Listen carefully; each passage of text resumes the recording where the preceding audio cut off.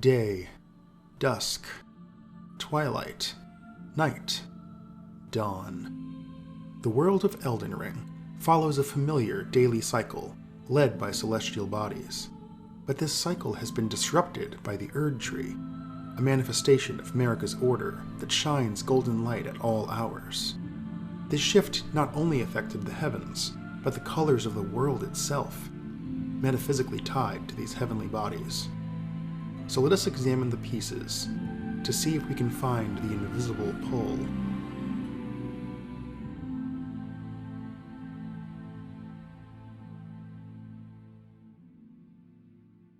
I should acknowledge immediately that there's an extensive analysis of color theory in Elden Ring that was done by creator Hawkshaw a couple of years ago. However, after my episode on duality, I have a new conceptual tool with which to consider the symbology of color within the game. Namely, that there's a connection between the color of light emitted by celestial bodies and the metaphysical significance tied to that color within the world. To be clear, my goal is to expand upon color theory with this new perspective, not to prove Hawkshaw wrong. I appreciate the thoughtful, big-picture approach to Elden Ring lore he takes, and I will start with a color that our interpretations largely agree on. Gold is central to the story of Elden Ring, and an important metal in hermetic alchemy. Creating gold was one of the ultimate goals of alchemy, and it was seen as the end of the transmutative process, a pure element resistant to any further change. Alchemy also tied the color of gold to the sun, associating the light of the sun with stability and purity. This is the primary role that the color gold plays in Elden Ring. The Golden Order that rules over the lands between seeks to be eternal and unchanging, and has little tolerance for heresy. The golden light of the Erd Tree is connected to elongated life and healing, preventing a body from dying or deteriorating. And the immutability of gold is critical to the imposition of order, since it makes things resistant to change. This feature of gold even applies to the lowliest possible objects in the world, such as gold-tinged excrement, which is noteworthy for maintaining its characteristic smell and warmth over time, due to the stabilizing influence of gold. We see this purity and resistance to change further exemplified in Miquella's unalloyed gold. Miquella uses this term both philosophically to refer to an order that is more perfect and complete than the current order, and literally to describe items such as the unalloyed gold needle and armor he crafted for his sister, Melania. This material is said to resist the corrosion of her scarlet rot, and even to ward off the influence of outer gods. As a material, this makes it the opposite of silver, which in Elden Ring is an amorphous material, associated with imitation and even deception. Albinaurics are beings made of silver, and this presumably is why they deteriorate relatively quickly and their legs give out. They lack the solidity of creatures imbued with gold. There is another force in the world associated with gold, the Crucible. We see this in the aspect of the Crucible incantations, and even the golden fire breath of many omen. But items like Ordovis's greatsword tell us that primordial gold is red-tinted, and we can see this in the red-tinted armor of the Crucible Knights. In order to understand the significance of gold being tinted with red, we must investigate the meaning of redness itself, and once again, look to the sky for guidance. Red is a dangerous and largely forsaken color under the auspices of the Golden Order. It is the color of fire, the color of blood, and the color of banished knights. Radagon and many of his children have red hair, but the game tells us that Radagon hated his own red hair. So why? We have a hint about Red's forsaken status from my video on duality, where I discuss the connection between the red hue of dusk and destined death. The golden light of the sun shifts red when the sun sets, and this event is symbolically connected to the end of life. The rune of death was removed from the Elden Ring in order to create the Golden Order, so the forbidden nature of death helps to explain the intolerance for the color red in general. Notably, however, red is the color of both dusk and dawn in our world, and so red may be associated not only with death, but also with birth. Indeed, each of the associations we find with red has a paired connection with creation and destruction. The flame of ruin can burn the Erd tree, but it is also associated with smithing, which the giants considered a divine practice. Blood is spilled at the end of life, but bleeding is also directly tied to the ability to create new life, and we all enter the world covered in blood. Even Melania's scarlet rot is connected to the cycle of life and death. The simultaneous growth and decay is at such an accelerated rate that it is deadly to most things it affects, making scarlet rot an analog for cancerous growth in our world. Nonetheless, a cycle of rebirth that is wild and out of control is still an expression of the fundamental aspect of life that is being repressed within the Golden Order.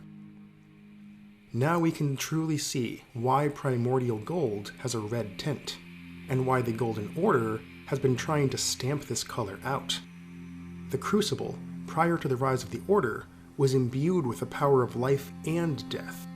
The setting sun, the rising sun, and the sun at its zenith were all aspects of the Crucible in a now-forgotten age. Red is a color of transformation, of change, which used to exist in balance with the stabilizing force of gold, and the separation of gold from red is a recurring visual theme throughout the game. But all of these warm-hued colors are connected to the physical aspects of life. What happens after bodily death? If red is the color of dusk, then purple is the hue of twilight, the transition between the end of life and that which follows. We are given hints that ghost flame, the fire that was used to burn the dead and allow them to pass on to the afterlife, in an age prior to the Golden Order, was once violet in color. Now that ghost flame is drained of color, this metaphysical role has shifted to be the color of St. Trina's sleep. In a world of endless rebirth, such as the Tarnished experiences, deep sleep is the closest thing to a proper death, and this is exactly what St. Trina offers. As noted by one commenter on my last video, violet and red are also the boundaries of the visible light spectrum. Light frequencies below red or above violet become imperceptible to us. And given the connection we are specifically drawing between visible light emitted by celestial bodies and the symbolic role of that light in the world, this does strike me as a meaningful connection.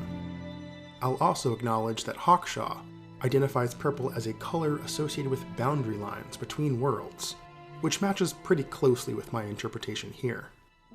So after twilight, we enter night, but despite the loss of the light of the sun, the night has a light of its own. At night, the light of the moon and stars prevails, and in Elden Ring, starlight is distinctly blue.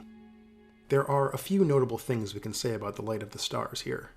For one, the stars and moon never move in Elden Ring.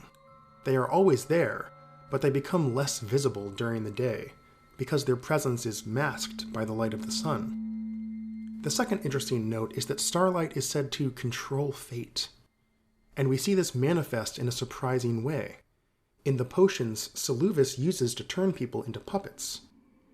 Starlight is a key ingredient to these potions, as confirmed both by his questline and by the Starlight Shard description.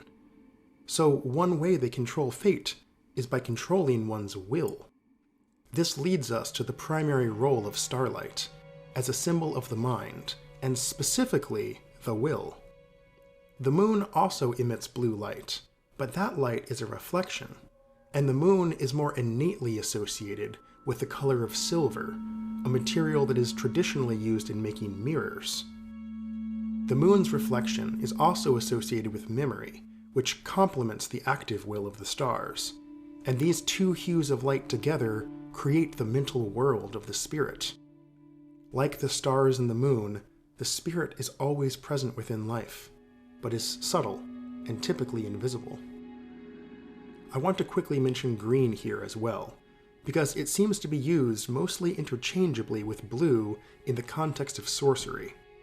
Green is associated with stamina and poison in the game, but in terms of celestial symbology, there isn't any obvious source of green celestial light. Nonetheless, we see many of the spells associated with comets and Sorcerer Azur are green-tinted, whereas spells directly connected to stars and to Lusat are vivid blue. This is one case where I'm tempted to say that it's just diversity for the sake of visual clarity. It's a gameplay decision, and blue and green sorceries are interchangeable. But that's not very fun, so I'm going to let myself go out on a limb for a moment and mention two things that occur to me about this blue-green color distinction. Firstly, Azur himself is distinctly green-colored, even though his name is that of a shade of blue, the color of azurite, a vividly blue mineral. So why is he so green? Well, in the real world, azurite is a copper carbonate, and so is malachite, which is much more green. When exposed to the elements, azurite has a tendency to turn into malachite, and when we encounter Sorcerer Azur, he is sitting outside, and has been for ages. So maybe he's deteriorated into malachite? Lusat, meanwhile, is found underground in a more stable environment, and his appearance is vivid blue. Amusing as that is, it doesn't tell us much about what their color symbology might mean. So the second distinction I'll note is that Azur's conspectus, according to the Carolus Crown, was focused on studying comets, that is, objects that move across the sky without falling. Lusat, meanwhile, founded the Olivinus Conspectus, and the crown for that branch of sorcery says that it was focused on studying meteors. In other words, objects that actually fall to the earth. So is it possible that falling starlight is blue, but that within the void of space, the primeval current appears more green? I wonder if we could go one step further and say that the color of a falling star is blue shifted, a phenomenon in physics where light appears more blue if it is being emitted from a source that is moving toward you, such as with a falling star. Does that mean that all stars are moving toward the lands between? Is that why their light is blue? Perhaps this is why sorcerers who look into the primeval current are terrified. They learn that the stars aren't motionless in the sky, but approaching menacingly, and that at the end of the procession of stars is ruin. Well, that's probably a stretch, but allowing myself to contemplate ideas at the edge of my confidence is one of the reasons I'm making Between Meanings videos, separately from the Grand Unified Theory, so that I can flesh out more of the lore and give myself room to stretch. There's one last color to bring up that corresponds to a celestial body. Yellow is the color of the sun. But then, so is gold, which raises an interesting question. If the game didn't explicitly tell you that this color is gold and this color is yellow, would you be able to tell which was which? This should unsettle us, because yellow in Elden Ring is the color of the frenzied flame, the color of madness, and yet it is closer in hue than any other color to gold, the color of order and stability. Somehow, the most radical extremes of the ideological spectrum are only subtle shades apart from each other. Unfortunately, fully unpacking this apparent paradox is a task for a future video, but fear not, the frenzied flame will return for grand unification. In the meantime, this has been the first of my medium-length episodes, and I could feel the urge to turn this into a full-length diatribe several times. I suspect that the pacing of these Between Meanings episodes will come to me more naturally in the future, and if you want to see more of this content, then please do the engagement things.